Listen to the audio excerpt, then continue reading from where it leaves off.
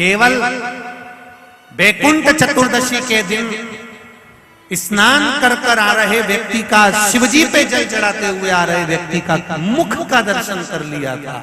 इसलिए वैकुंठ चतुर्दशी हरिहर मिलन का दिन है।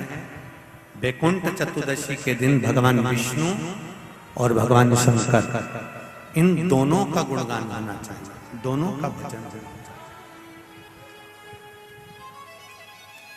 दोनों का मंत्र जाप करना चाहिए, दोनों का।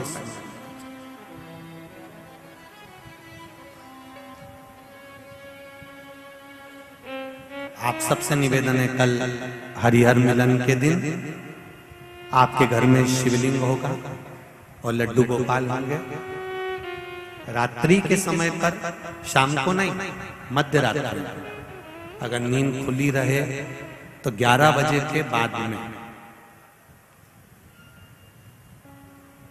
रात्रि को 11 के बाद अगर नींद खुली रहे, नींद नहीं खुली रहे तो फिर तुम रात को 8-9 बजे चढ़ा के भी सो जाओ तो कोई बात नहीं हो, भगवान तो बोलेगा। शंकर भगवान पर पहले बेलपत्री चढ़ाना, लड्डू गोपाल के सामने तुलसी का दल चढ़ाना, अपने मन की कामना कर कर हरिहर मिलन कराना। थोड़ी देर तक या तो सवेरे के समय ही चढ़ा दो, दिन भर चढ़े रहने दो, रात्रि के समय पर जब फ्री हो जाओ तब घी का दिया लगाकर बेलपत्री उठाना, वो उठाकर भगवान शालिग्राम जी पर या लड्डू गोपाल पर या मेरे कृष्ण पर या नारायण पर या भगवान विष्णु पर, जो भी तुम्हारे यहाँ मूर्ति हो लड्डू गोपाल की आदि की, उन पे चढ़ा देना और भगवान की तुलसी उठाकर अपनी कामना कर कर मेरे देवाधिदेव महादेव के शिवलिंग पर चढ़ा देना।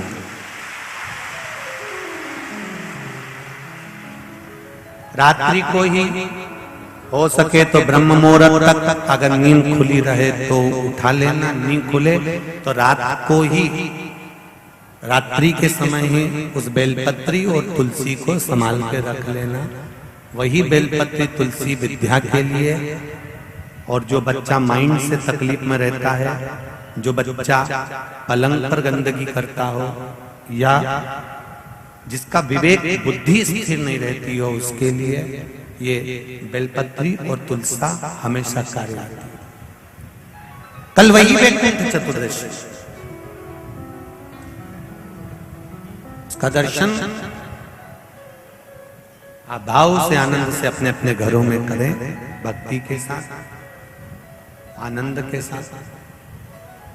अगर वैकुंठ चतुर्दशी के दिन जो शिव पुराण सुनकर जा रहा हो, केवल उसके मुंह का दर्शन कर लेना, वैकुंठ का रास्ता खुला मिला, वैकुंठ का रास्ता खुला। हर शिव पुराण की कथा में धनेश्वर का, स्कंद पुराण में धनेश्वर की कथा आती है। एक धनेश्वर नाम का ब्राह्मण, जिसका नाम धनेश्वर है, ब्राह्मण घर में जन्म लिया, पर ब्राह्मण धर्म से वंचित था। ना कभी कथा में गया, ना कभी सत्संग में गया, ना कभी भजन किया, ना कभी कीर्तन किया। स्कंद पुराण कहती है, स्कंद पुराण का कार्तिक महत्तम वर्णन करता है कि धनेश्वर ना कभी भजन करने गया, ना कभी मंदिर गया, ना कभी पूजन करी, ना कभी पाठ करा, ना कभी मंत्र जाप करा। वो धनेश्वर ब्राह्मण नित्य प्रति गलत कर्म में लगा।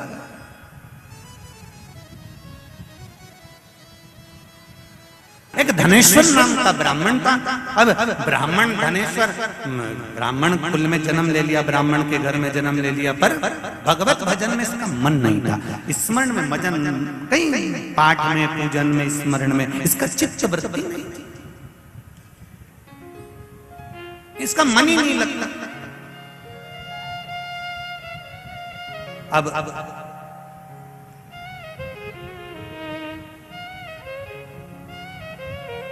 जितने भी लोग तीर्थ जाते, जितने भी लोग भजन में जाते, ये धनेश्वर उनको अपशब्द करता, आड़े शब्द करता। बहुत ध्यान देना महाराज इस कथा से। आप सत्संग में नहीं जा सकते, आप कथा में नहीं जा सकते, आप किसी की बड़ाई नहीं कर सकते, आप किसी के लिए अच्छा नहीं बोल सकते। शिव महापुराण की कथा कह रही है तो आप किसी के लिए बुरा भी मत बोलो। क्यों अपनी वाणी से किसी के लिए अपशब्द कहना? अगर कोई व्यक्ति ने फेसबुक पर, यूट्यूब पर, इंस्टाग्राम पर कुछ गलत लिख दिया किसी संत, साधु, गुरुजन, महात्मा जन, भगवान के लिए कुछ अपशब्द लिख दिया, तो निवेदन है आप उस पर कोई जवाब मत करो, कोई कमेंट्स मत करो। अगर कमेंट्स करना है तो एक जरूर करो कि क्यों सनातन धर्म को बदनाम करने में लगे हो, क्यों इसको डुबोने में लगे हुए हो, इसको संजोइए। अगर कोई आगे बढ़े उसको बढ़ाने का काम करिए, पर टांग खींच कर पीछे करने का मत करो। इतना लिख दो, इसके सिवाय ना हमको अपशब्द देना, ना उसका साथ देना, हमको पीछे।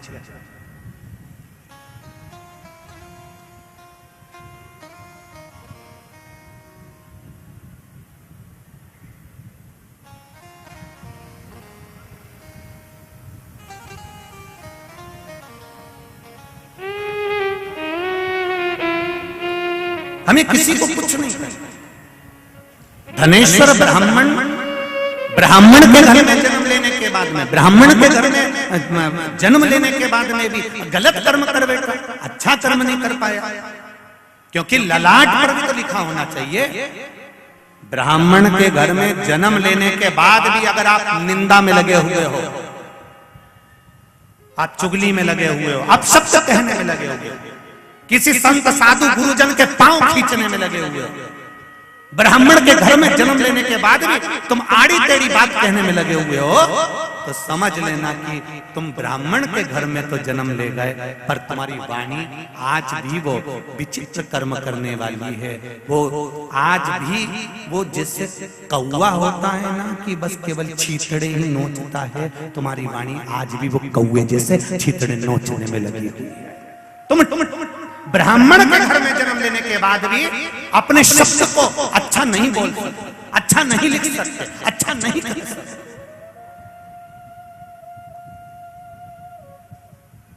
अच्छे कुल में जन्म लेने के बाद अच्छा कर्म करी। यहां तक सदन कसाई जब शालिग्राम भगवान को तराजू में रखकर मांस तोल रहा था, तो लोगों ने कहा कि बताओ ये शालिग्राम जैसे मांस तोल रहा है।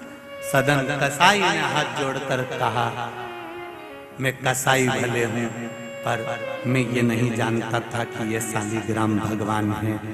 जिस दिन मैंने शालिग्राम भगवान को पहचान लिया, सदन कसाई कहते हैं, उस दिन से फिर मैंने मांस नहीं तोला।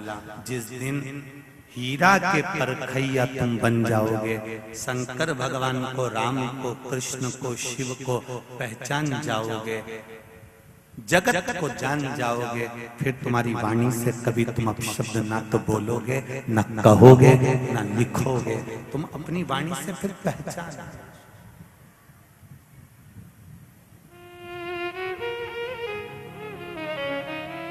अच्छा देते। स्कंद पुराण कहती है, स्कंद पुराण का कार्तिक महत्तम खंड कहता है, धनेश्वर नाम का ब्राह्मण, ब्राह्मण कुल में जन्म लिया, पर भगवान ने भाग्य में पूजन, पाठ, अर्चना, स्मरण, कीर्तन, मंत्र जाप, भजन नहीं देते। पहचानो इस चोले को। ब्राह्मण का जन्म मिला है तो कंधे पर जनेऊ होना चाहिए, ब्राह्मण का जन्म मिला है तो मस्तक पर तिलक होना चाहिए, ब्राह्मण का जन्म मिला है तो गायत्री मंत्र का जाप होना चाहिए, ब्राह्मण का जन्म मिला है तो अपने माता पिता के पद चिन्हों पर उसके आदर के अनुसार चलना चाहिए। ब्राह्मण का जन्म मिला है तो कम से कम 4 लोगों को गायत्री करना सिखा देना चाहिए, तो समझो कि ये ब्राह्मण का चोला भगवान ने दिया। ब्राह्मण का चोला मिलने पर भी अगर हम वैश्यावृत्ति में, जुए में, मांसाहार में, मदिरा पान में लगे हैं तो वो कर्म बेकार, उसका कोई। धनेश्वर जो तीर्थ करने जाता था उसको अपशब्द कहता था, जो सत्संग करने जाता था उसको आड़ा टेढ़ा बोलता था, कोई कथा सुनने जाता था तो धनेश्वर उसको अपशब्द कहता था। दुनिया में से बहुत सारे लोग हैं, अगर आप कथा सुनने आओगे तो आपको देखकर भी लोग अपशब्द कहेंगे, ये चल दी, कथा सुनने के लिए सती सावित्री ये चल दी लोटा भर के शंकर जी को चढ़ाने सियोर वाला महाराज की चेली।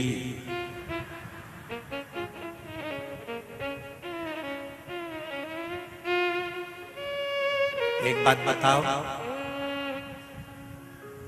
सियोर वाला महाराज ने ये कभी नहीं कहा अपनी व्यासपीठ से कि आप हमारे यहाँ आओ। बोला कभी? जितनी बार मौका मिलता है एक ही बात कहते हैं, जब तुम्हारा काम हो जाए तब कुबेरेश्वर धाम आना, अभी मत आओ। रोज मना करते हैं तो भी तुम 20-25 हजार पहुंच जाते। कभी नहीं कहा। दूसरा महाराज होगा तो वो आपको अपनी ओर खींचने का काम करेगा कि हमारे यहाँ आओ, हमारे पास पहुंचो, हमसे बात करो। पर हमारा एक नियम है, एक निवेदन हमेशा करते रहते हैं, हमारे पास आने की जरूरत नहीं।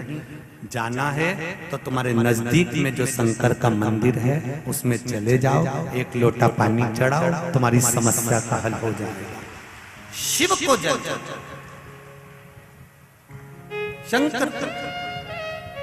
आप अगर अच्छा काम करने के लिए जाओगे, श्रेष्ठ कर्म करने के लिए जाओगे, ये नागेश्वर महिला मंडल कथा करा रही है तो सुनना तो पड़ता है। कोई कुछ कहेगा, कोई कुछ कहेगा, कोई कुछ कहेगा। यजमान बने हैं तो इनको भी सुनना पड़ेगा, जो यजमान पद लिए हैं उनकी भी सुनना पड़ेगा, एक दूसरे की सुनना है। और आज नहीं कल तक सुनना और आगे सुनना पड़ेगा। तो ये तो चलता रहना है, ये जीवन यूं ही निकल जाए। कहने वाले कहते रहेंगे आग लगे बस्ती में, बोलो बोलो जरा जन के अपन रहे हो मस्ती में। लोगों कहते रह जाएंगे, बताओ इन्होंने काली मिर्ची चढ़ा दी तो इन्होंने श्री शिवाय नमस्तुभ्यम बुलवा दिया, तो ये मंत्र कहां से आ गया? पढ़ते नहीं, पढ़ो पढ़ो, उसमें लिखा है। शिव पुराण में हर चीज मिलेगी जो इस व्यासपीठ से बोली जा रही है। सब शिव पुराण में, स्कंद पुराण में, लिंग पुराण में, नर्मदा पुराण में, पद्म पुराण में, अग्नि पुराण में, कूर्म पुराण में, नारद पुराण में, ब्रह्मवेत्ता पुराण में, ऐसी कोई पुराण नहीं जिसमें ना मिलेगी। एक न एक पुराण में तुम्हें मिलेगा, उसमें से निकाल ला, उसमें ढूंढो।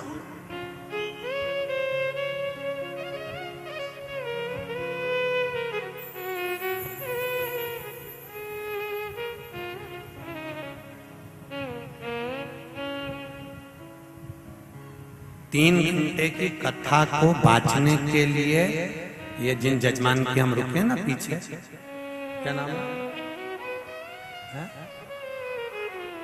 सोहन जी,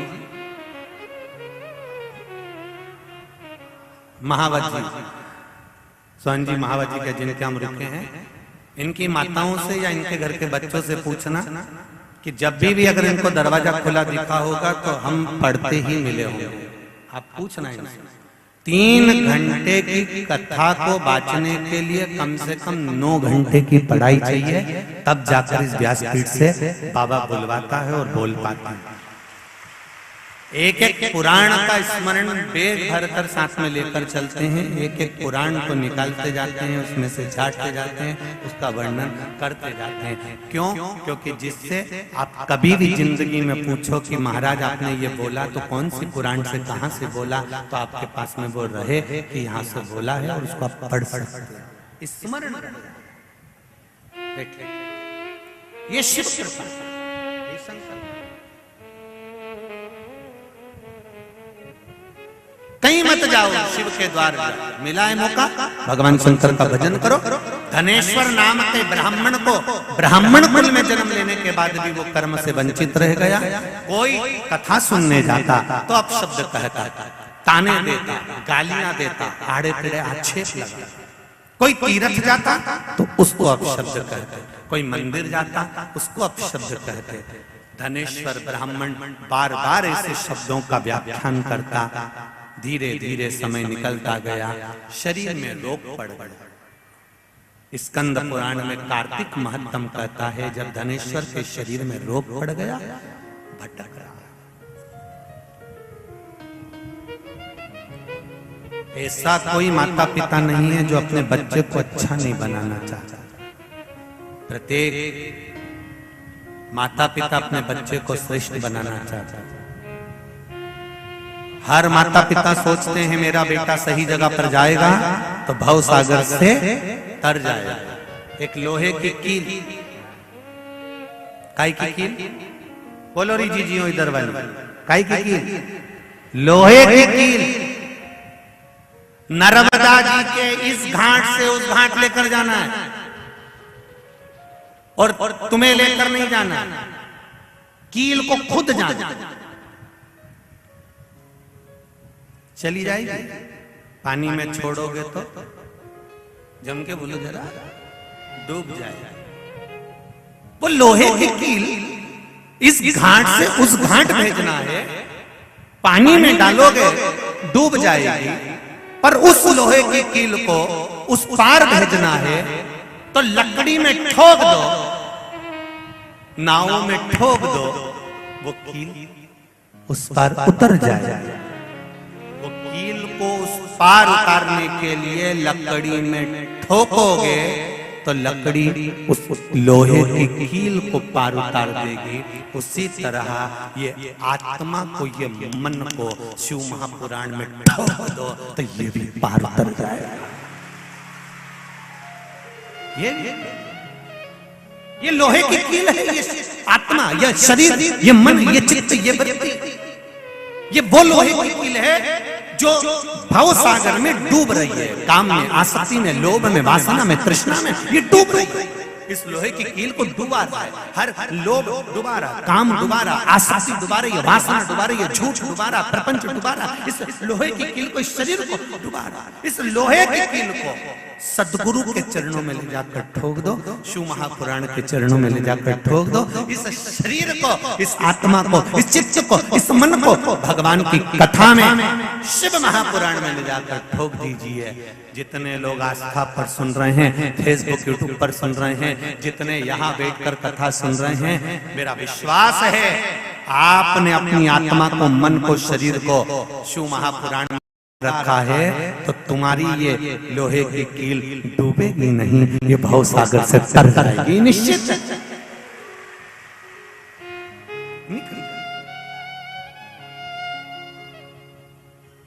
बस इस कील को लकड़ी के साथ लगा। धनेश्वर अपशब्दों पर अपशब्द कहता, अपशब्द पर अपशब्द।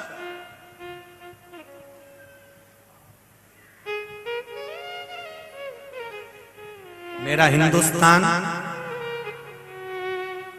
मेरा भारत, मेरी भारत की भूमि आशीर्वाद देने की और आशीर्वाद लेने की भूमि है। काय की भूमि है? बोलो बोलो जम के जरा। आशीर्वाद देने की और आशीर्वाद लेने की भूमि है। हमारे हिंदुस्तान में हाथ मिलाने की सभ्यता नहीं है।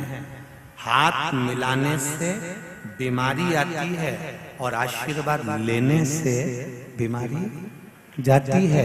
ये हिंदुस्तान की सभ्यता। किसी ने जाकर वो चाइना में हाथ मिलाया, किसी ने जाकर वो चाइना में, यहाँ के नवयुवक बेटा बेटी पढ़ते लिखते कहाँ पहुंच गए, कहीं का वो हाथ मिलाने के चक्कर में मिलाते मिलाते मिलाते मिलाते वो बीमारी यहाँ पहुंच गई। हाथ नहीं मिलाते तो बीमारी नहीं आती। आधे से ज्यादा बीमारी तो हाथ मिलाने के चक्कर में आती। क्यों मिलाओ? हमारा सनातन धर्म कहता आशीर्वाद देने के लिए हिंदुस्तान, आशीर्वाद लेने के लिए हिंदुस्तान। दूर से ही आशीर्वाद दे दिया जाता है। दूधो नहाओ, पूतो फलो, अखंड सौभाग्य, आयुष्मान भव, चिरंजीवी भव। ये हमारे यहाँ आशीर्वाद दिया जाता है और कई बार आपको भी देना पड़ता है, कहीं लेना भी पड़ता है। आशीर्वाद देने और लेने की भूमि है हिंदुस्तान। ये भारत की भूमि आशीर्वाद देने और लेने की भूमि है, हाथ मिलाने की भूमि नहीं है। हाथ मिलाने से रोग आता है और आशीर्वाद लेने से रोग जाता है, रोग चले जाता है केवल आशीर्वाद से। हम क्यों कथा में जाते हैं? हम क्यों गुरु के पास जाते हैं? हम क्यों गुरु जी का मुख का दर्शन करते हैं? हम क्यों सदगुरु के मुखाग्रविंद का दर्शन करते हैं? कि किसी गुरु की दृष्टि हम पर पड़ जाएगी। वो अगर आशीर्वाद नहीं भी देंगे, उनकी निगाह अगर हम पर पड़ गई तो उतने में हमारा कल्याण हो जाएगा। बस देख लिया, उतने में हमारा काम हो गया। देख, शादी में कई लोग ऐसे होते हैं जो भोजन करके नहीं जाते, बस दिखाने के लिए मुंडा जाते हैं। हमारी मासी के यहाँ तो जाना ही पड़ेगा, तो चलेगा। माता जी ठीक, हाँ ठीक, भोजन करके जाना, हाँ कर लिया, और लिफाफा दिया, चल। तो ऐसा नहीं है कि दृष्टि बहुत बड़ी होती है, दृष्टि का आनंद।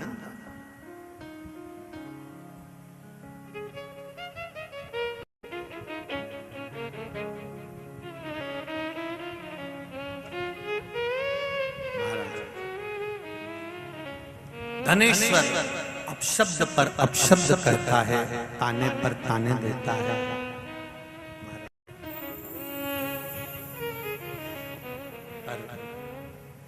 भक्ति में नहीं डूबता। एक शरीर में जब रोग हो गया तो पिताजी भगवान की भक्ति करा करते थे। ये भक्ति करने वाला जानता है कि भक्ति का बल क्या है, भक्ति का आनंद। ये भक्ति करने वाले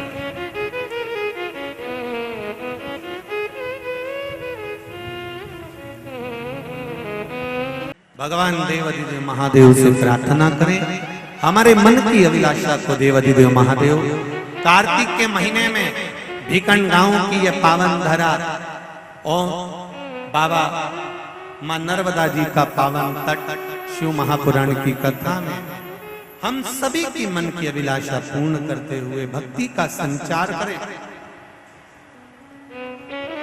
भक्ति, मुक्ति और शक्ति मेरा शिव प्रदान करता रहे। सब भावों से मूल मंत्र का स्मरण करें।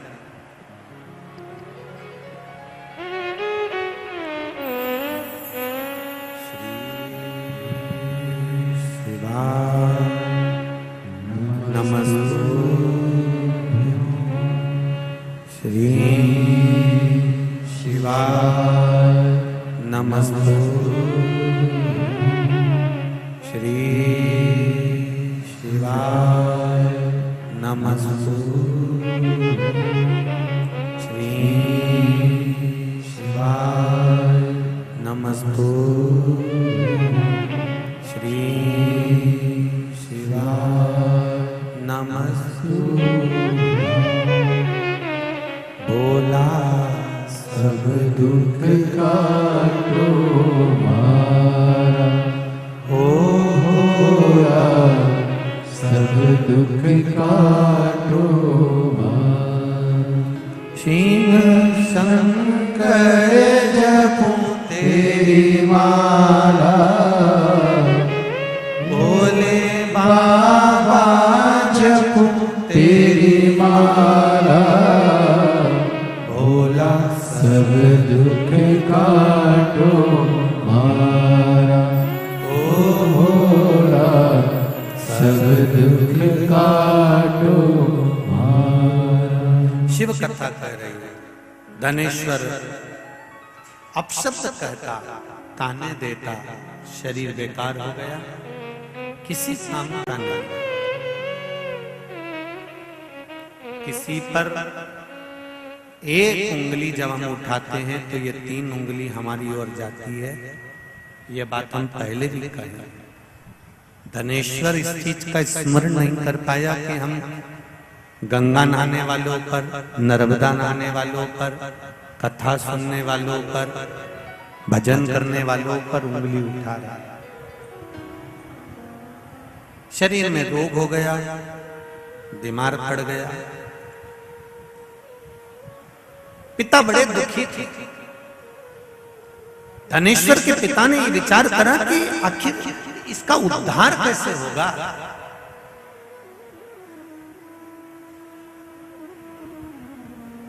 माता और पिता, हमारे यहाँ देवी जी की आरती में भी हम लोग गाते हैं, पूत कपूत सुने परना माता सुनी। हमारे यहाँ की आरतियों में भी ये वर्णन किया गया है कि माता पिता, बेटा चाहे कितना भी बेकार हो तो भी माता पिता उसको कलेजे से लगाकर रखते हैं।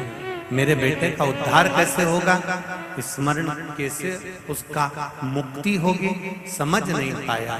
समय आया, रोज धनेश्वर अपशब्द कहता था, रोज उंगली उठाता था, रोज गालियां देता था, रोज ताने देता था।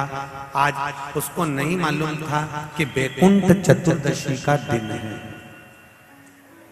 काय का दिन है? जम के बोलो जरा। बैकुंठ चतुर्दशी का दिन है। ये धनेश्वर को नहीं मालूम था। उसका रोज का नियम था, जो नदी नहाने जाए, नर्मदा नहाने जाए, गंगा नहाने जाए, कथा सुनने जाए, या मंदिर जाए, या देवालय जाए, या कोई सत्संग करे, या भजन करे, और या शब्द कहता फिरे। तो धनेश्वर आज फिर एक भक्त स्नान कर आ रहा था, जल का पात्र हाथ में था, सुबह का समय था, शिव जी को जल चढ़ा रहा था। शिवालय में जल चढ़ाते चढ़ाते धनेश्वर ने आज कुछ कहा नहीं है, आज कुछ नहीं कहा, पर धनेश्वर ने उस जल चढ़ाने वाले का सुबह के समय पर केवल जल चढ़ाते समय मुख देखे, और मुख देखा। धनेश्वर चला। स्कंद पुराण कहती है धनेश्वर जब चला आगे खड्डे में जाकर गिर गया, गिरा, प्राण छूट गए। इतना बड़ा पापी था कि शरीर का कष्ट भी भोग रहा था। उसके बाद भी ये मरने के बाद नरक नहीं गया, अगर गया तो बैकुंठ गया। कारण केवल इतना सा था कि जिस दिन इसने जल चढ़ाने वाले का दर्शन करा था वो बैकुंठ चतुर्दशी का दिन था, और बैकुंठ चतुर्दशी के दिन का दर्शन करा। इसलिए सुन लो, जितने लोग आस्था पर कथा सुन रहे हैं, जितने फेसबुक पर सुन रहे हैं, और जितने लोग भीकन गांव की इस पावन धरा पर सुन रहे हैं, आपने 7 दिन की कथा सुनी के लिए सुनी, पर कल 6 तारीख हरिहर मिलन का दिन, बैकुंठ चतुर्दशी का दिन। अगर कथा तक पहुंच जाओ तो अच्छी बात, टीवी के सामने भी बैठ गए तो अच्छी बात, मोबाइल के सम्मुख में भी सुन ली तो बहुत अच्छी बात। पर जो भीकन गांव तक भी नहीं पहुंचा तो कम से कम कोई गांव का व्यक्ति अगर कथा सुनकर निकल कर जाए तो उसका केवल दीदार कर लेना, दर्शन कर लेना, उतने में बैकुंठ का मार्ग बहुत। धनेश्वर ने पूछा, मैंने कौन सा पुण्य करा था जो मुझे बैकुंठ का द्वार खुला मिला? चित्रगुप्त महाराज ने कहा, धनेश्वर ब्राह्मण, तुमने पाप तो इतना करा था कि तुमको नरक भोगना था। शिव कथा कर रही। धनेश्वर पूछ रहा है कि मेरे प्राण छूटे, मैंने तो पाप करा था, फिर ये बैकुंठ का तो कहा। केवल भगवान विष्णु ने काशी में जाकर भगवान शंकर की आराधना मणिकर्णिका के घाट पर करी थी।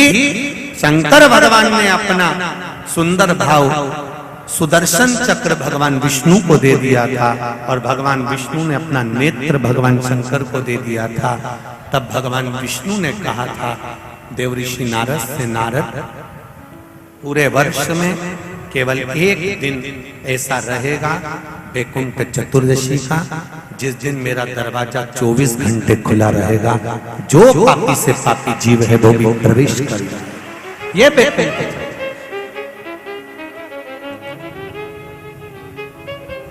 प्रयास करो, कल शिव जी के मंदिर में जाकर 1 लोटा जल अवश्य चढ़ा। भगवान नारायण का स्मरण करें, राम नाम, कृष्ण नाम, शिव नाम, भगवान की भक्ति का भजन कीर्तन करें। धनेश्वर के प्राण छूटे परम पद पाया। ये शिव महापुराण की कथा जो आपने कार्तिक महीने में इस पावन प्रांगण में बैठकर भीकन गांव की धरा पर सुनी है, जितने लोगों ने टीवी के सामने आस्था चैनल पर सुनी है, जितने फेसबुक यूट्यूब पर कथा को श्रवण कर रहे हैं, तुम्हारे दुख की घड़ी में, तुम्हारे कष्ट की घड़ी में, तकलीफ के समय पर कोई सामने आकर खड़ा होगा कि नहीं होगा, पर इतना याद रखना, मेरा त्रिकालदर्शी तुम्हारे सामने जरूर खड़ा होगा। ये पत्र तो इतने हैं बहुत, हम उतने पढ़ भी नहीं पाते हैं। ये पत्र देखिए,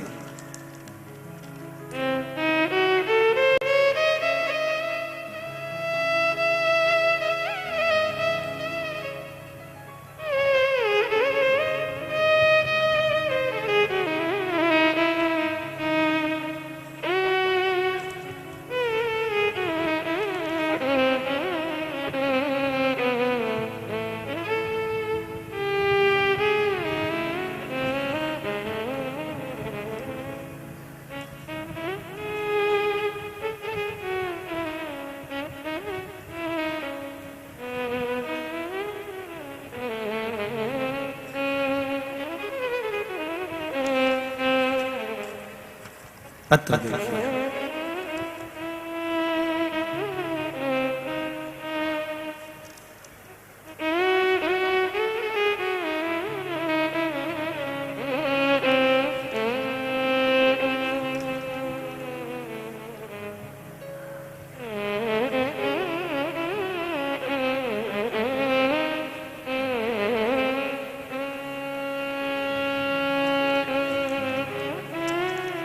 पत्र में नाम तो नहीं है, पर जिन्होंने लिखा है पीले कलर का पत्र है। मेरे भोले बाबा की कोटि कोटि प्रणाम।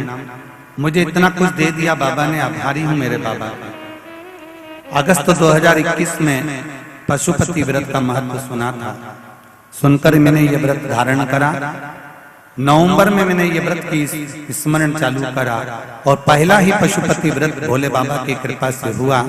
और बाबा की कृपा से मेरा जो नौकरी नहीं लग रही थी, जॉब का ऑफर आ गया और मेरा जॉब का ऑफर आया और बाबा की कृपा हुई। जो जो मांगा मैंने सब मिला। ये पत्र जिसने भी लिखा है वो बैठे हैं,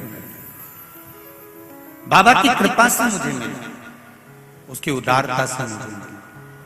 एक पत्र और देखिए।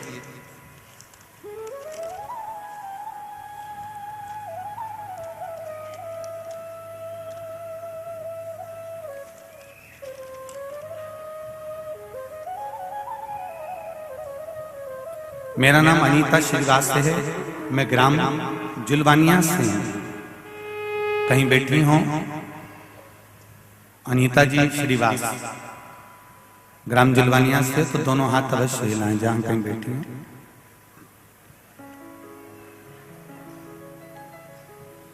कहीं बैठी हो तो दोनों हाथ अवश्य हिलाएं।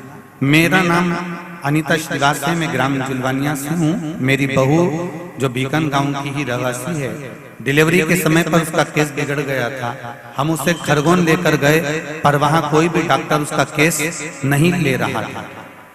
गुरुदेव, बड़ी परेशानी हुई और अंत में डॉक्टरों ने कह दिया ये केस बिगड़ गया है और इसको इंदौर ले जाओ। हम इंदौर लेकर गए और बाबा की कृपा से वहां पर 30 मिनट के बाद ही नॉर्मल डिलीवरी बाबा की कृपा से हुई। श्री शिवाय नमस्तुभ्यम का जाप करते गए। जहां पर डॉक्टरों ने कह दिया था कि एक बचेगा, बाबा की कृपा से दोनों ही सलामत हैं। हम फोटो भेज रहे हैं गुरुजी। ये शिव कृपा, शंकर की उदार दया, आपका विश्वास, आपकी दृढ़ता, आपका भरोसा मूल।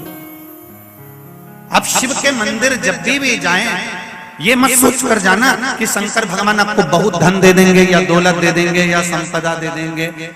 कभी आप शिव महापुराण की कथा अगर टीवी पर सुन रहे हो या मोबाइल पर सुन रहे हो या इस पंडाल में बैठकर कथा सुन रहे हो, तो ये मत सोचना कि सीवर वाला महाराज तुमको कोई धन दे देगा या कोई दौलत दे देगा या कोई चमत्कार दे देगा या कोई ऐसी बेल भभूति दे देगा जिससे कुछ तुम्हें प्राप्त हो जाएगा।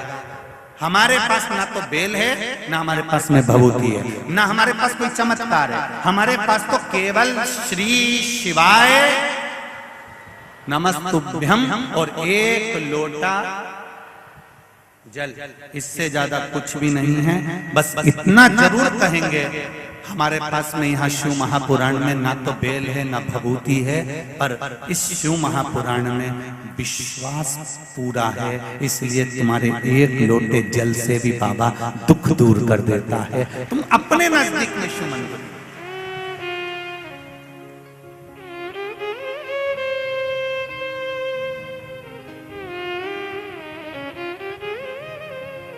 अपने गांव में, अपने नगर में, अपने शहर में, अपनी कॉलोनी में, अपने अड़ोस पड़ोस में जो शंकर जी का मंदिर है, शंकर जी का मंदिर कभी छोटा और बड़ा नहीं होता, जो शिव मंदिर हो तुम्हारे पास में, जैसा शंकर जी का मंदिर हो, आप तो बस एक लोटा जल वहां चढ़ाना चालू कर।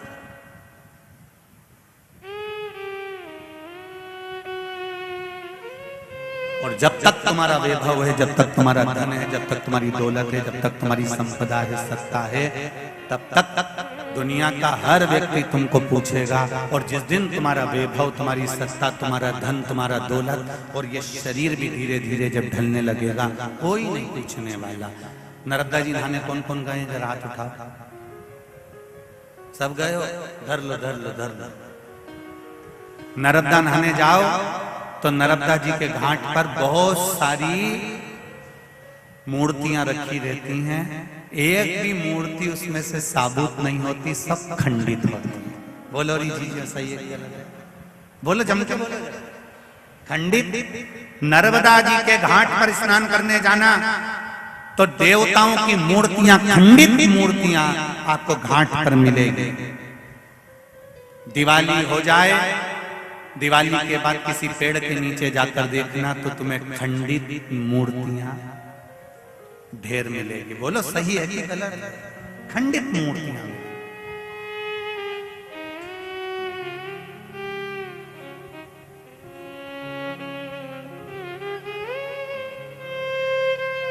जहां जा रहे हैं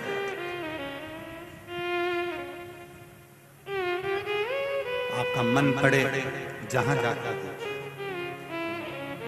महाराज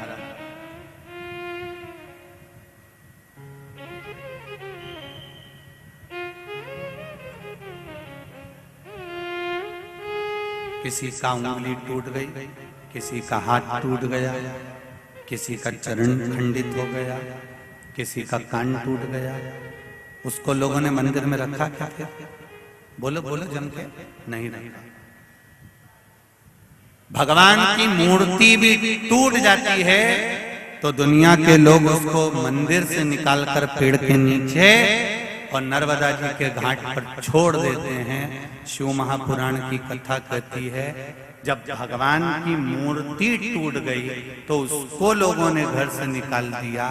तो निवेदन है, शरीर से कितने भी टूट जाना पर मन से मत टूटना। जिस दिन टूट गए उसे निकाल कर फेंक दिया। यहाँ टूटने वाले को लोग घर पर नहीं रखते। जरा सी मूर्ति टूट जाती है तो उसको नर्मदा जी के घाट पर रखी आते हैं। मूर्ति टूट गई, फोटो फट गया, फोटो टूट गया, उसको ले जाकर पीपल के वृक्ष के नीचे रख देते हैं। आप अपनी मेहनत पूर्ण करिए, अपना कर्म पूर्ण करिए, अग्रण्य भाव में करिए।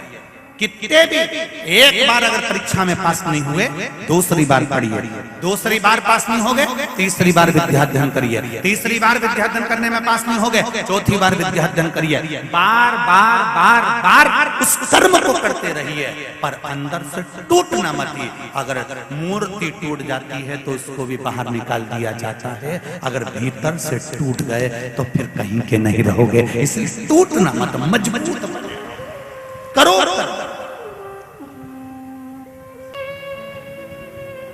अगर हम प्रतिदिन मोबाइल पर झूठ बोलते हैं, इसमें से एक भी ऐसा नहीं बैठा है जो मोबाइल पर सच बोलता हो। तुम इतना गंगा जी में भी खड़ा होके बोल दो नहीं कि मैं तो सच बोलूं, तो नीचे से गंगा जी पांव खींच लेगी, अरे वो पगला झूठ बोल रहा है यहाँ पर। तो जितने अपन बैठे हैं मोबाइल पर या अपनी बातों में या अपने शब्दों में या अपनी वाणी में या अपने नित्य कर्म में, हम कोई शब्द ऐसा निकल जाता है जिसमें झूठ समाहित हो जाता है।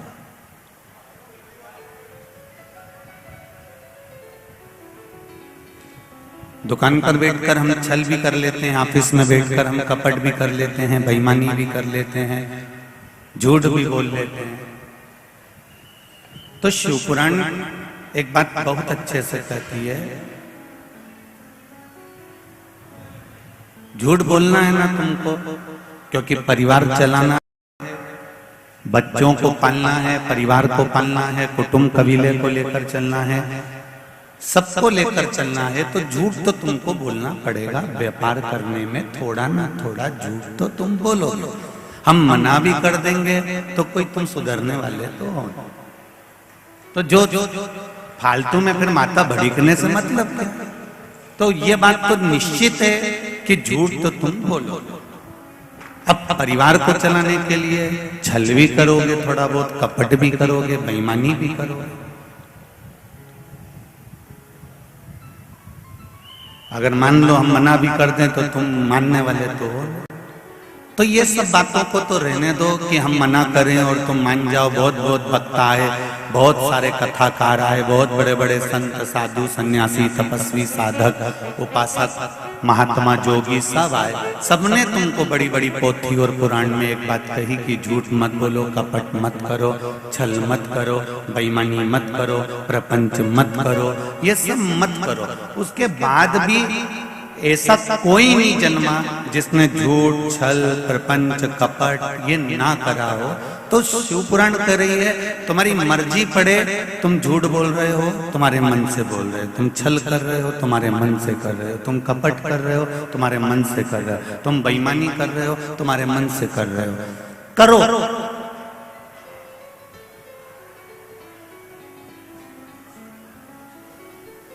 पर रोज जितना झूठ बोलो, रोज जितनी बेईमानी करो, रोज जितना कपट करो, रोज जितना छल करो, उतना रोज शंकर जी का भजन भी करो, लेवल बराबर हो।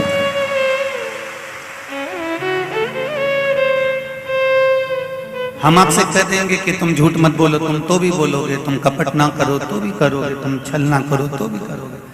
तो एक नियम बना लो ना कि मैं झूठ बोलूंगा, ये तो मुझे घर चलाना है, परिवार चलाना है, कुटुंब चलाना है, बेईमानी भी करना पड़ेगी, कपट भी करना पड़ेगा, सब कुछ करना पड़ेगा। तो एक काम करता हूं, एक पलड़े में अगर झूठ रखा हुआ है, एक पलड़े में कपट रखा हुआ है, एक पलड़े में बेईमानी रखी हुई है, एक पलड़े में झूठ प्रपंच रखा हुआ है, तो दूसरे पलड़े में मैं भगवान की भक्ति श्री शिवाय नमस्तुभ्यम ओम नमः शिवाय या द्वादश अक्षर मंत्र ओम नमो भगवते वासुदेवाय श्री कृष्ण शरणम मम या राम या कृष्ण कोई भी भजन, एक पलड़े में अगर झूठ छल कपट है तो दूसरे पलड़े में मैं भगवान का भजन अपनी जिह्वा पर रखूंगा। उससे होगा क्या, अगर झूठ भी हमने बोल दिया तो भजन का बल बड़ा रहेगा, तो झूठ नीचे दबता चले जाएगा, छल नीचे दबता चले जाएगा। भजन करो। मेरे तुलसी बाबा ने, गोसाई जी ने, गोस्वामी जी ने, मेरे तुलसीदास बाबा ने, गोस्वामी जी ने बड़ा सुंदर कहा है कि कलयुग केवल नाम।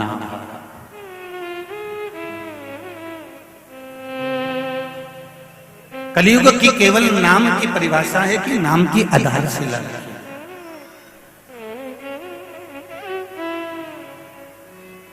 एक निवेदन मेरी माताओं से जो बच्चों को ले लेकर धूप में खड़ी हुई हैं, पीछे कार्यकर्ता लगातार टेंट लगाने का काम दिन रात चल रहा है। जैसे जैसे टेंट लगता जाए आप लोग वैसे वैसे उस टेंट के नीचे बैठते जाएं। मेरी माएँ अपने अपने छोटे छोटे बच्चों को लेकर धूप में चारों तरफ जहाँ खड़ी हुई हैं वो कहीं पर भी खड़ी ना हो, इसका ध्यान रखें। तो जहाँ पीछे की ओर टेंट लगते चले जा रहा है आप वहाँ वहाँ बैठते चले जाएं, और जहाँ थोड़ी बहुत जगह आपको मिल जाए आप वहाँ आराम से बैठो, जिससे धूप भी ना लगे, बच्चे लोग भी तकलीफ में ना आए, इसका ध्यान रखिए।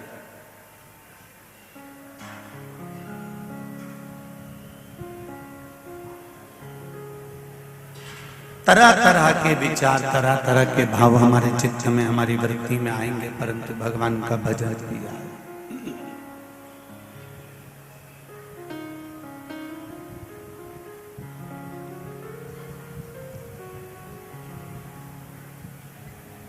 राम राम रटते रहो जब तक घट में प्राण, कबहु तो दीन दयाल के बनक पड़ेगा। आप भजन में जितना डूबोगे, आपने छल करा है, आपने बेईमानी करी है, आपने प्रपंच करा है, सब कुछ अपनी जगह पर ठीक है, जो चल रहा है वो चल रहा है, पर उसके साथ में थोड़ी देर एक लोटा जल शिव जी को चढ़ाओ। थोड़ी देर जब समय मिल जाए, दुकान पर 5-10 मिनट मिल जाए, या रात्रि को सोने के लिए जब कक्ष में जाओ तो 5-10 मिनट के लिए मोबाइल चालू कर कर शिव महापुराण की कथा निकाल कर सुन लो। सुनकर फिर विश्राम करो, तो जो दिन भर का तुमने पाप किया है वो कम से कम समाप्त तो हो। अपना भजन स्वयं करो। अपना स्मरण स्वयं करो, अपनी भक्ति स्वयं धारण करो। हम तो यहां तक कहते हैं कि माताएं जब जल चढ़ाने के लिए शंकर जी के मंदिर में जाए, पति अपना लोटा लेकर जाए और पत्नी अपना लोटा लेकर जाए। एक कलश अगर पति लेकर जा रहा है तो एक कलश पत्नी लेकर जाए, और अगर पति पत्नी दोनों एक ही कलश लेकर गए हो तो आधा जल पति चढ़ाए तो आधा पत्नी चढ़ाए। ये अपना पुण्य अपना। जब तुम्हारा गठजोड़ा बंधा होता है, गठजोड़ा बंधा है, उस जगह पर भले पति जल चढ़ाएगा तो पत्नी गठजोड़ा बंधा है तो हाथ लगाएगी तो उसको उसका पुण्य मिल जाएगा। कब? जब गठजोड़ा जम के बोलो जल बंधा है तो पति जल चढ़ाएगा तो पत्नी हाथ लगाएगी तो पुण्य मिल जाएगा। पर गठजोड़ा जब नहीं बंधा है तब उस जगह पर आपने जल चढ़ाया है तो आपको मिलेगा, उसने जल चढ़ाया है तो उसको मिलेगा। कई माताओं की आदत रहती है, जब यहाँ पर भी कई माताएं आती है ना, तुमने देखना पतियों के साथ जब आती हैं तो वो जब पति लिफाफा देता है तो पत्नी उसको टच कर लेती है तुरंत।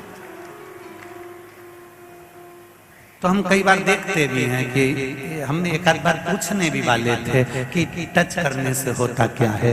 हमने पहले भी पूछा तो उन्होंने कहा गुरुजी आधा आधा मिल जाता है। तो हमने कहा अच्छी बात है,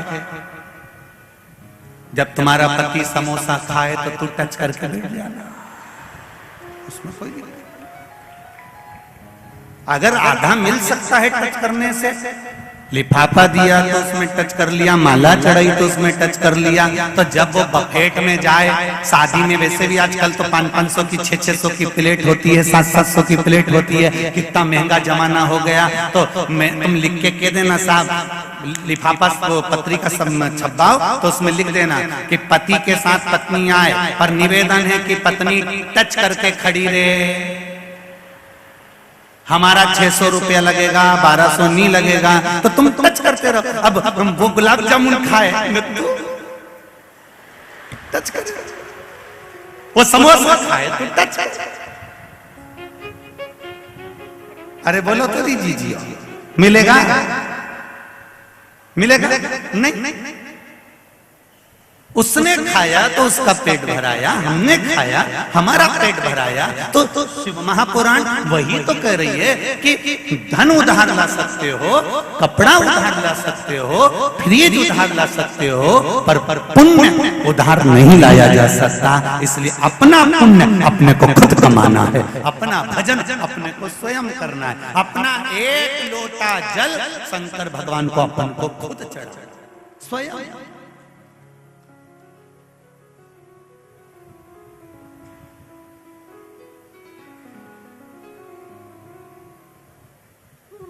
स्वयं पुण्य कमाई, स्वयं।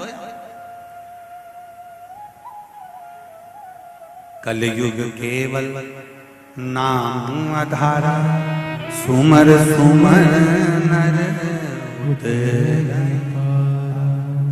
इस कली काल में जो नाम की आधारशिला है, इस कली काल में जो भगवत भजन की आधारशिला है, इस कली काल में जो भगवान की भक्ति की आधारशिला है, इस कली काल में जो भगवत नाम की आधारशिला है, वो हमको यही बताती है कि तुम राम का नाम लोगे तो तुम्हारा पुण्य इकट्ठा करोगे, वो राम का नाम लेगा तो वो उसका पुण्य इकट्ठा करेगा।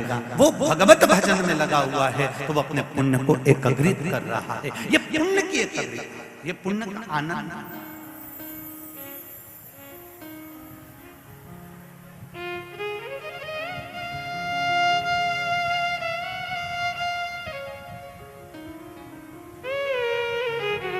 क्या मिला, कितना प्राप्त हुआ? ये गांव के लोगों ने पानी की व्यवस्था, अपने अपने घरों में लोगों को रुकाने की व्यवस्था, रोड पर आप चल कर जाओ तो कोई पोया बंटवा रहा है, कोई मोटरसाइकिल से छोड़ रहा है, कोई चाय बंटवा रहा है, कोई कुछ बंटवा रहा है, कोई साबूदाने की खिचड़ी बंटवा रहा है। रास्ते भर पानी पिलाने की व्यवस्था लोगों ने रखी है। ये पुण्य किसी दूसरे का नहीं है, ये पुण्य तुमने कमाया है तो तुमको इसका फल मिलेगा जरूर।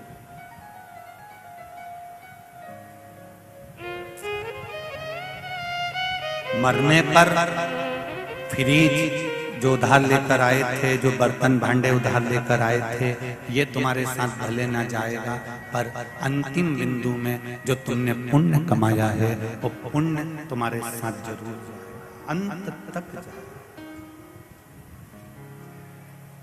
इससे तो आगे भजन ही है साथी, हरि के भजन बिन अकेला रहेगा।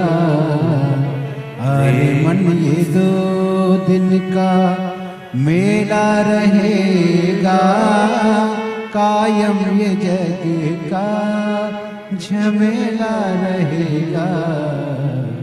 अंतिम बिंदु है। ये जितने परिवार वाले दिख रहे हैं, ये जितने कुटुंब वाले दिख रहे हैं, जितने अपने सम्मुख में नजर आ रहे हैं, ये सब तुम्हारे धन और वैभव के दिखने वाले हैं। जब प्राण छूटेंगे, परिवार घर सब वहीं पर रह जाएगा। कोई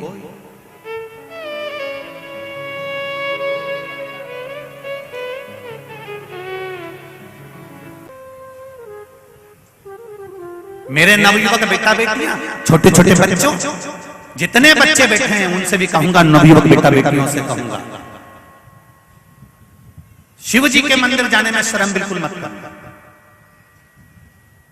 जितने कॉलेज में पढ़ने वाले बेटे हैं, जितने कॉलेज में पढ़ने वाली बेटियां हैं, चाहे तुम सीए बन रहे हो, डॉक्टर बन रहे हो, इंजीनियर बन रहे हो, कलेक्टर बन रहे हो, आईएएस की पढ़ाई कर रहे हो, तुम जितनी विद्वत्ता धारण करना करो, पर शिव जी के मंदिर में जाने में शर्म बिल्कुल मत करना। मम्मी से कहना, घर की माँ से कहना, पिताजी से कहना, छोटे छोटे बच्चे स्कूल जाने से पहले अपनी मम्मी से कहना, माँ 1 लोटा पानी दे दे, मैं चढ़ा के आया। कॉलेज जाने वाली बेटियां, तुम जिस भाव में, तुम तो बस कहीं कोचिंग भी जा रही हो, ट्यूशन भी जा रही हो, तो अपने घर के लोगों से कहना कि मुझे 1 लोटा पानी दो मम्मी, मैं अभी चढ़ा के आई, पापा मैं अभी चढ़ा कर आया। जब नवयुवक बेटे बेटियां शंकर जी के मंदिर में 1 लोटा जल पानी चढ़ाएंगे, दुनिया के लोग कितने भी हंस रहे होंगे, एक बार तुम्हें अगर मंदिर जाता हुआ देख लेंगे तो ये निश्चित है कि तुम भी कजन कितनों को प्रेरणा दे दोगी और तुम्हें देखकर और लोग मंदिर जाना प्रारंभ कर देंगे। हंसने वाले हंसते रहेंगे, गाली देने वाला देता रहेगा, शब्द कहने वाला कहता रहेगा, ताने देने वाला ताना देता रहेगा। तुम मंदिर जाना मत छोड़ो, शंकर के द्वार जाना मत छोड़ो, शिव की चौखट तक जाओ।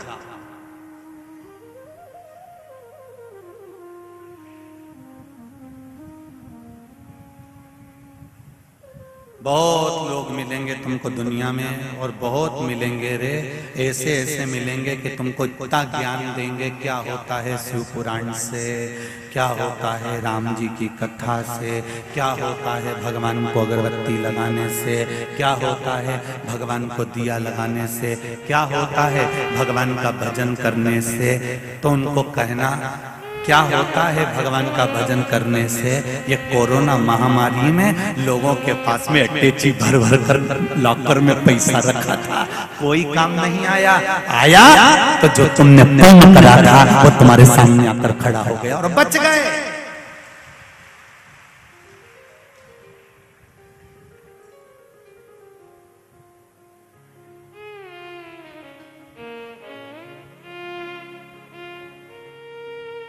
तुम्हारा पुण्य तुम्हारे सामने, तुम्हारा भजन तुम्हारे साथ में, तुम्हारा कीर्तन तुम्हारे साथ में।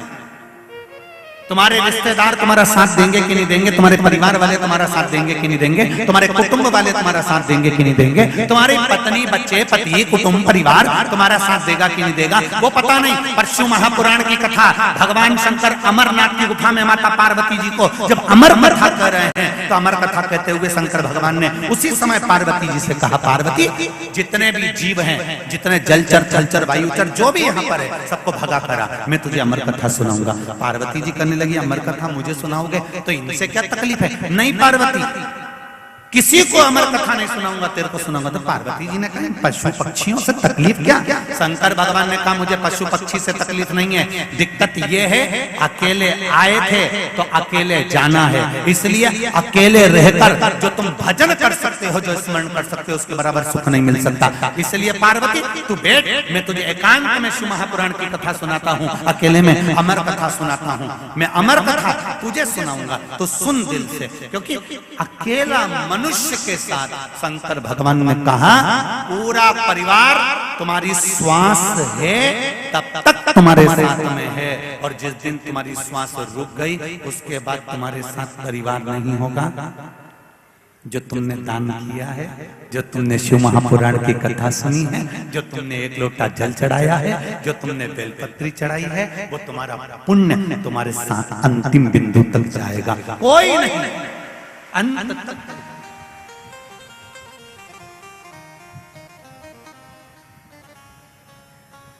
जिनके घर में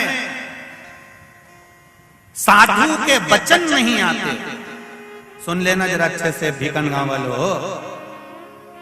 और जितने आस्था चैनल पर सुन रहे हो और जितने फेसबुक यूट्यूब पर सुन रहे हो, ध्यान से सुनना।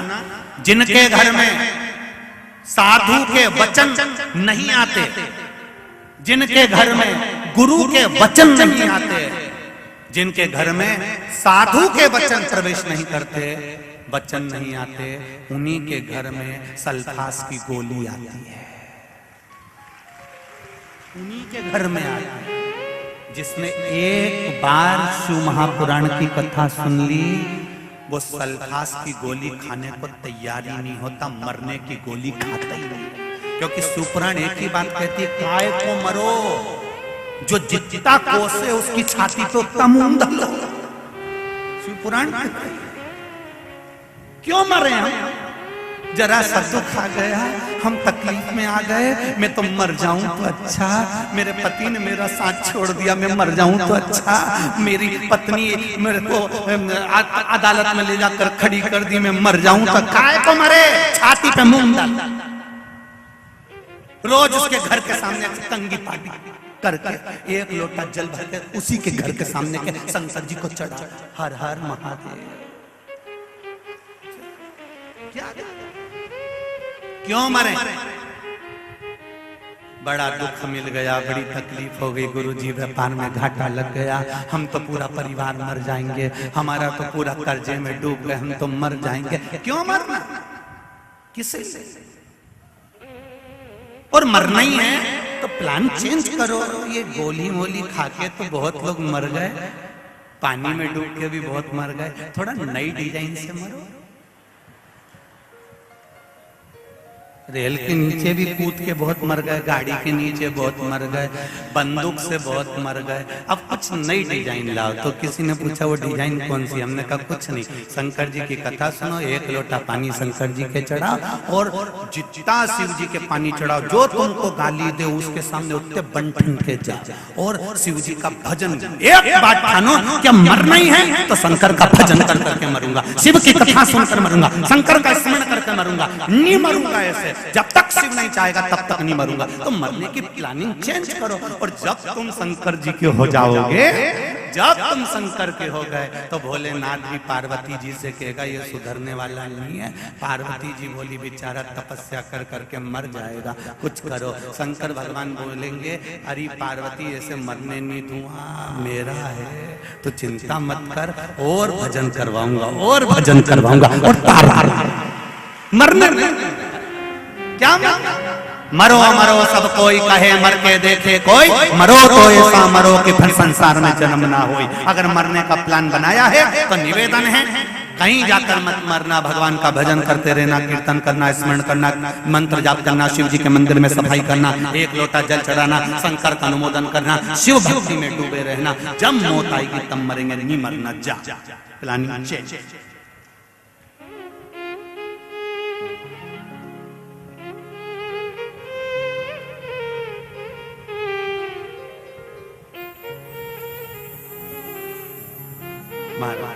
अपनी भक्ति की आनंद क्यों मानना? किस लिए?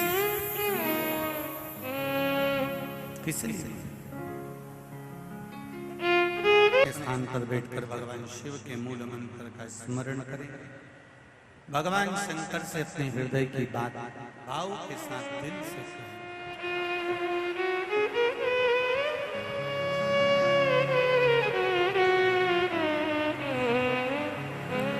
श्री शिवाय नमस्तु। श्री शिवाय नमस्तु। श्री शिवाय नमस्तु। श्री शिवाय नमस्तु। श्री शिवाय नमस्तु। भोला सब दुख काटो मारा, ओ भोला सब दुख काटो मारा।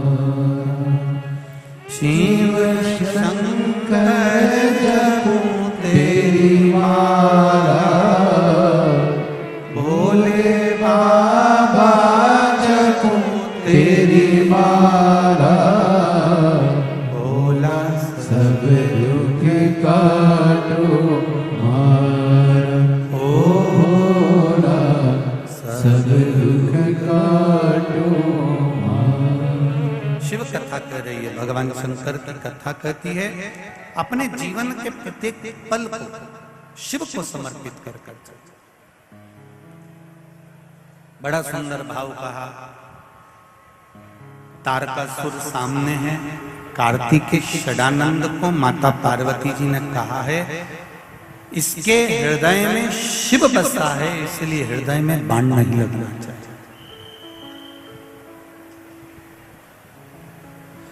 बाण अगर छोड़ा भी जाए तो इसके हृदय में ना लगे। कार्तिकेय जी ने पूछा, मां क्यों, आखिर क्या कारण है जो इसके हृदय में बाण नहीं लगना चाहिए? तो माता पार्वती जी ने कहा, कार्तिकेय ये तारकासुर शिव जी का उपासक है और इसके हृदय में शंकर बसे हुए हैं। थोड़ा ध्यान देना इस प्रसंग पर।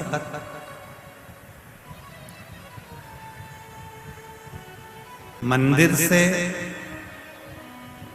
देवालय से, कथा से कोई जा रहा हो, मंदिर आ रहा हो, कथा में आ रहा हो, सत्संग में आ रहा हो, ऐसे व्यक्ति पर कभी जिंदगी में ना हंसना ना उस पर उंगली उठाना। थोड़ा ध्यान दीजिए।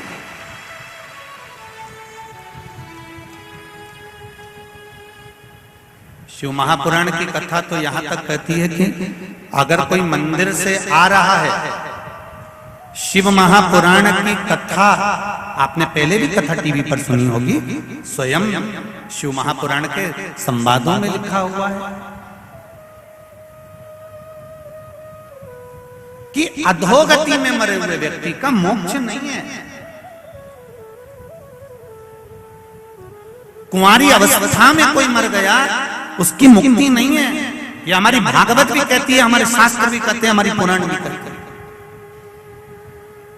पर शिव महापुराण एक बात जरूर कहते हैं, कुंवारी अवस्था में मरे हुआ व्यक्ति का मोक्ष नहीं है, अधोगति में मरे हुए व्यक्ति का मोक्ष नहीं है, पानी में डूबकर सर्प के डसे से, स्त्री के हाथ से मरे हुए व्यक्ति का मोक्ष नहीं है। पर शिव पुराण कहती है कि यदि कोई शिव महापुराण की कथा को श्रवण कर लेता है और जहां से निकल कर जा रहा है, जहां से वो प्रवेश कर कर जा रहा है, उस मार्ग में भी अगर कोई कुंवारी अवस्था में मर गया है, एक्सीडेंट में मर गया है, अधोगति में मर गया है और वो जीव की अगर मुक्ति नहीं हुई है और कोई शिव पुराण सुनकर जा रहा है, तो उसके शरीर की हवा से ही उसकी मुक्ति हो जाती है, उसको मोक्ष। यहां तक शिव पुराण।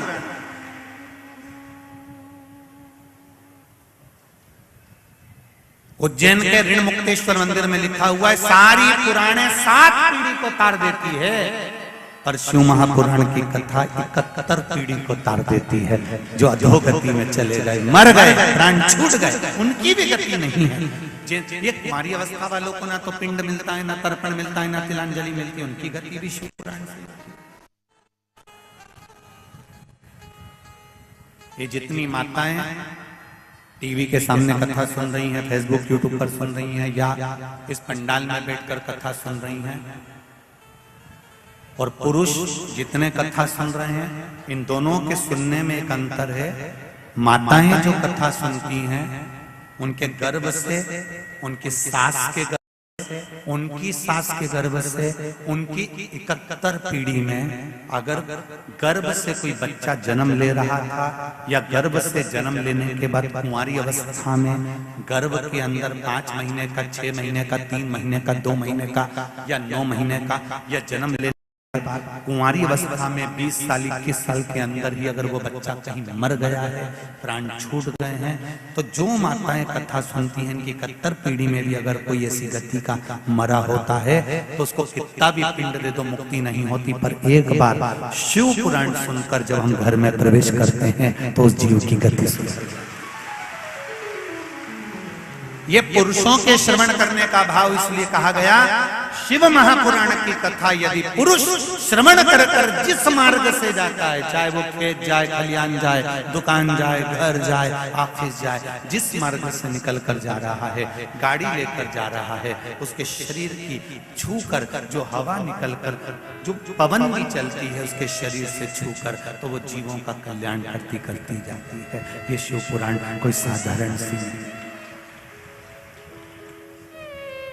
अब जरा विचार करिए, लाखों लाखों लोग कथा श्रवण करने आए, कितनों की गति सुन।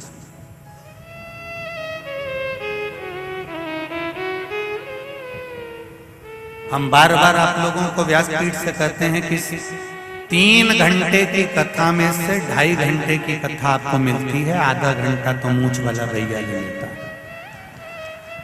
2.5 घंटे की कथा जो आपको मिली है, वो 2.5 घंटे की कथा जब तक कर्पूर गौरम कर्णावतारम ना हो जाए, तब तक उठकर नहीं जाना। कारण विराम तक क्यों रुका जाता है कथा में? अब दूसरी कथा हो तो हमें नहीं मालूम, पर शिव पुराण का नियम है कर्पूर गौरम कर्णावतारम तक क्यों रुको? क्योंकि हमारे यहाँ जो मेहमान आता है ना, जिस दिन से आता है ना, आके बैठता है ना, तो पैसे निकाल कर नहीं देता, पर मेहमान जब जाता है ना, तो अपनी जेब में से 150 रुपए निकाल के छोरा छोरी को दे ही देता। इसलिए कर्पूर गौरम कर्णावतारम तक इसलिए रुको, क्योंकि आखिरी में जब विराम होगा, कथा छूटेगी, तो मेरा महादेव भी कुछ न कुछ निकाल कर दे देगा। ये निश्चित है, उसको समझने वाला चाहिए। अब नहीं समझे तो वो बस आया, एंजॉय करा, चला गया, उसका आनंद लिया उसने। वो तो केवल ये देखने आया है कि भीड़ कितनी है। महिला मंडल ने क्या व्यवस्था करी, तुम भी देखते जाओ, टेंट पर टेंट, टेंट पे टेंट, खसकते खसकते वहां पहुंच गया। किसी के घर में मत घुस जाना है, जो हो सके।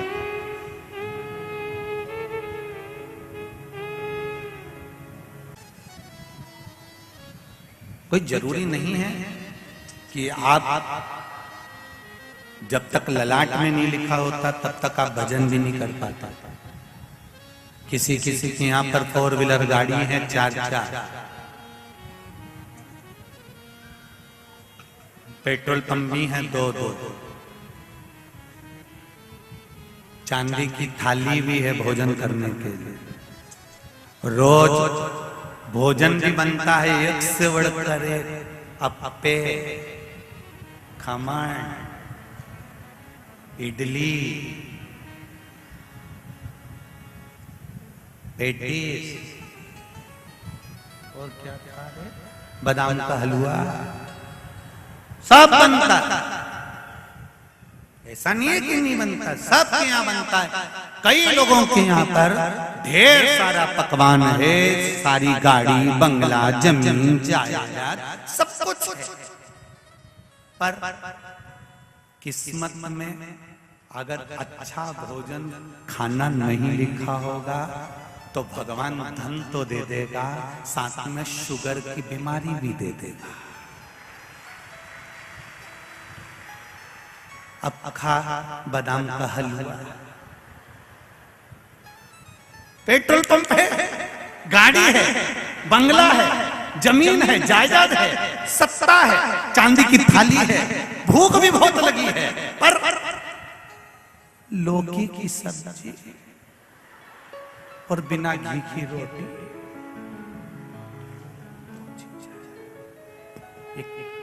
सब दिया मेरे सरकार ने, पर ललाट पर अच्छा भोजन नहीं दिया और वो बेचारा कमा कमा के मरी जाए।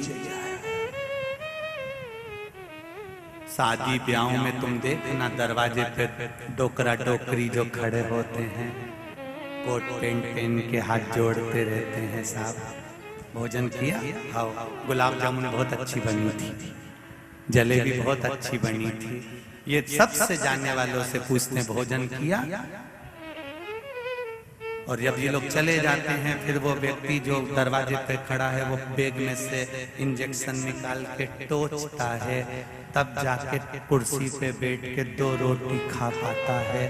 सब लाखों रुपए खर्च करे पर खुद पेट भरकर भोजन नहीं कर पाया। उसमें परिवार की गलती नहीं है, उसमें परमात्मा की गलती नहीं है, गलती तुम्हारी है।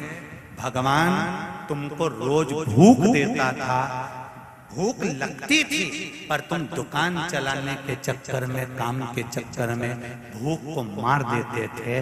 टिफिन रखा रहता था, भोजन नहीं कर पाते थे, तो अन्नपूर्णा ने भी कह दिया तूने मेरा अपमान करा है, अब तू लक्ष्मी पकड़ ले, मैं तुझे भोजन से त्रास।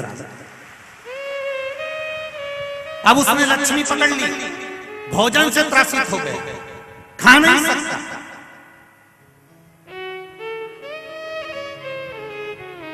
तुम्हारी दुकान पर तुम्हारी पत्नी ने टिफिन लगाकर भेजा है, तुम्हारा मन कर रहा है, घर पर फोन लगाकर बोल दो अपनी पत्नी को मुझे भजिया बनाकर भेज दे, मुझे भूख लग रही है। रामकृष्ण परमहंस स्वामी विवेकानंद के गुरु प्रवचन देने बैठते थे, लाखों जनता सुनने आती थी और प्रवचन देते देते रामकृष्ण परमहंस घर के अंदर भाग जाते थे। स्वामी विवेकानंद जी ने पूछा, गुरुदेव लाखों जनता तुम्हें सुनने के लिए बैठी और तुम अंदर भाग के आ गए, क्यों? रामकृष्ण परमहंस बोले, मुझे भजिया खाने की याद आ रही थी। जरा विचार करिएगा, स्वामी विवेकानंद के गुरुजी रामकृष्ण परमहंस कहते हैं मुझे भजिया खाने की याद आ रही थी, इसलिए मैं प्रवचन छोड़कर अंदर भाग आया। गुरुजी क्या भजिया बाद में नहीं मिलते? गुरुजी बोले, भजिए तो मिलते पर मजा नहीं आता, भूख लगी तभी तो खाने का मजा है, इसलिए मैं अंदर भाग कर आया।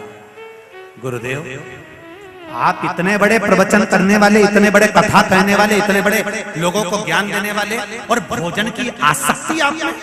रामकृष्ण परमहंस जी ने कहा, यह भोजन की आसक्ति नहीं है स्वामी विवेकानंद, सुन नरेंद्र, ये भोजन की आसक्ति नहीं है, ये केवल प्रवचन देते देते देते देते कथा कहते कहते मेरा ये चित्त माँ जगदम्बा में इतना समा जाता है कि मेरे प्राण वापस नहीं आने होते। उस प्राण को वापस लाने के लिए मैं भजिए याद करता हूँ, इसलिए अंदर जाकर भजिए खाने भाग जाता हूँ। ये आसक्ति नहीं है। खूब कमाओ, एक दुकान में भगवान करे तुम्हारी 4-4 दुकान हो जाए, 6-6 दुकान हो जाए, खूब कमाओ। पर सुन लो रे भीतन गांव वालों, खूब कमाओ पर साथ में एक काम जरूर करो कि भूख लगे टिफिन को इंतजार मत कराओ, पहले खोलो, ग्राहक खड़ा है अपना काम करेगा, एक जाएगा दूसरा आएगा, और पहले पेट भर के भोजन करो। जिसके लिए कमा रहे हो उसको तो अच्छे से करो, वही नहीं करता।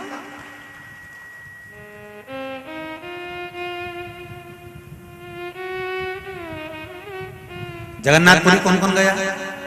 हाथ उठाइए जरा। सब गए हो? हाँ रखिए। जगन्नाथपुरी में मेरे जगन्नाथ जी का भात बनता है, रसोई बनती है। अंदर जो भोजन बनाने वाले जाते हैं सबसे पहले उनको डटा के खिलाया जाता है। जाकर पूछ जगन्नाथ जी में जो भोजन बनाने जाते हैं पहले उनको 56 भोग खूब चपट के खिलाते हैं, खूब अच्छा से। 4 मालपुए की जगह 8 खिलाएंगे।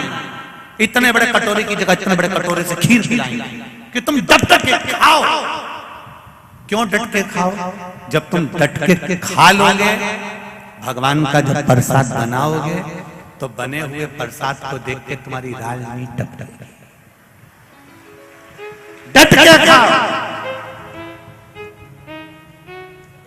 भगवान के भोग को देखकर तुम्हारा मन ललचाएगा नहीं। इसलिए निवेदन है, भूख को मारना नहीं है।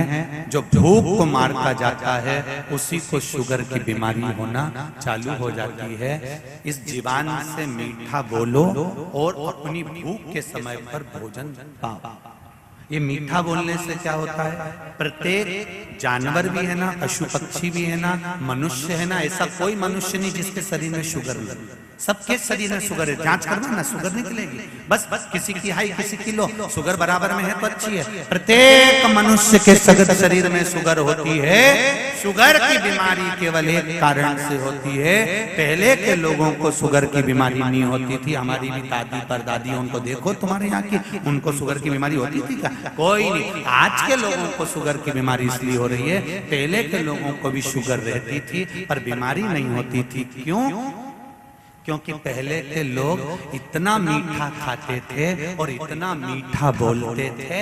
जितना मीठा खाते थे उतना जीवान से बाहर निकाल देते थे।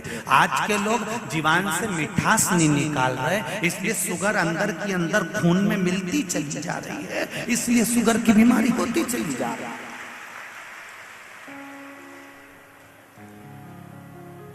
तुम मीठा बोलना चालू करो।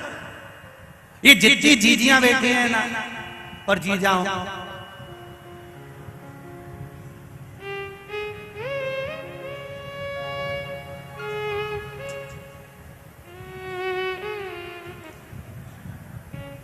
जितनी भी माताएं बैठी हैं, जितने बहन बैठी हैं, भाई बैठे हुए, उनसे निवेदन है आप मीठा बोलना चालू करो। शुगर अपने आप लेवल में आ जाएगी। बोलकर देखना जरा। तुम चिल्लाकर बोलती हो तो पति की शुगर और बीपी दोनों ऊंचा नीचा हो जाता है। तुम देखो प्रैक्टिकल करके देखना। कहीं सियोर वाला महाराज झूठ तो नहीं बोल रहा, प्रैक्टिकल करके देखो। पति अगर चिल्लाकर बोलता है तो घर के बुजुर्ग, माता पिता, बच्चे, पत्नी, सबकी शुगर बीपी ऊंचा नीचा हो जाता है। तुम मीठा बोलो, सबकी शुगर और बीपी लेवल में चलेगा, सबको आनंद मिलेगा। मीठी वाणी बोलिए, अच्छा जितना मीठा।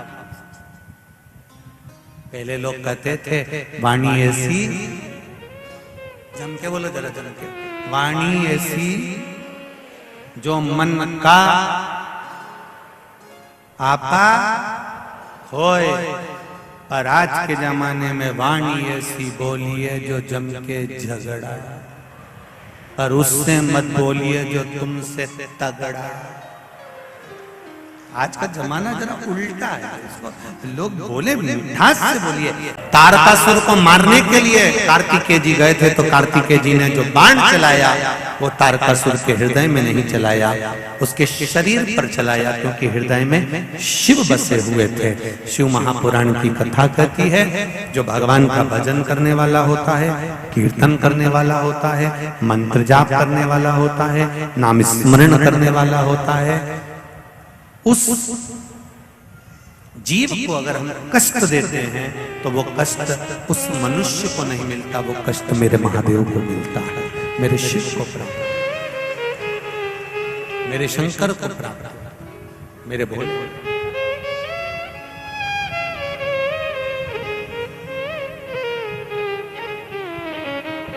शंभो शरणे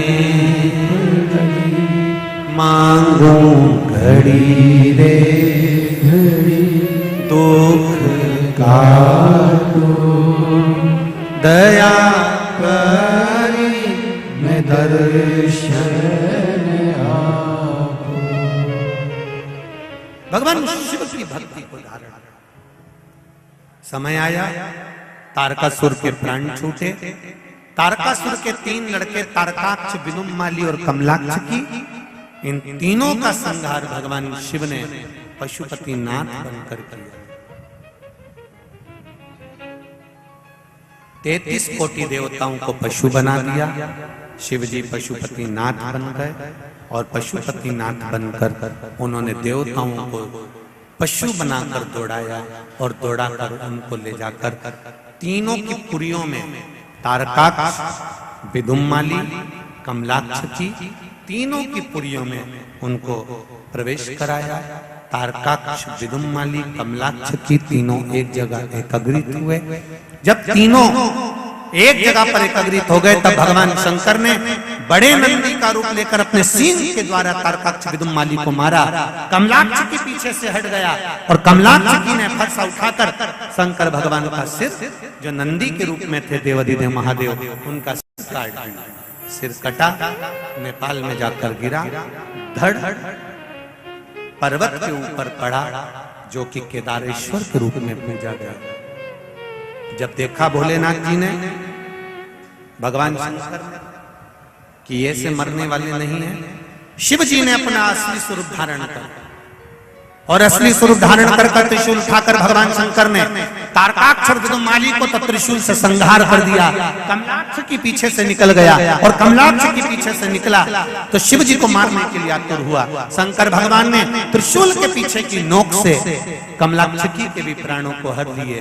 तारकाक्ष, विदुम्माली, कमलाक्ष की तीनों के प्राण चले गए। भगवान 33 कोटि देवी देवताओं ने शिव जी के नाम का उच्चारण करा। बोल पशुपतिनाथ भगवान की जय। भगवान पशुपतिनाथ का स्मरण करा। भगवान शिव के पुत्र कार्तिकेय, षडानंद, गणेश जी महाराज, अशोक सुंदरी का सुंदर झांकी का दर्शन हो। हमारे बीच में कुछ अतिथि गण भी आए हुए हैं, उनको भी आमंत्रित करते हुए और भगवान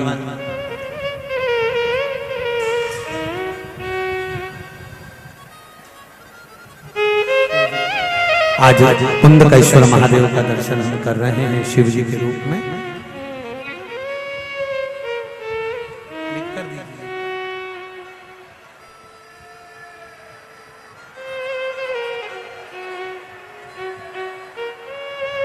क्या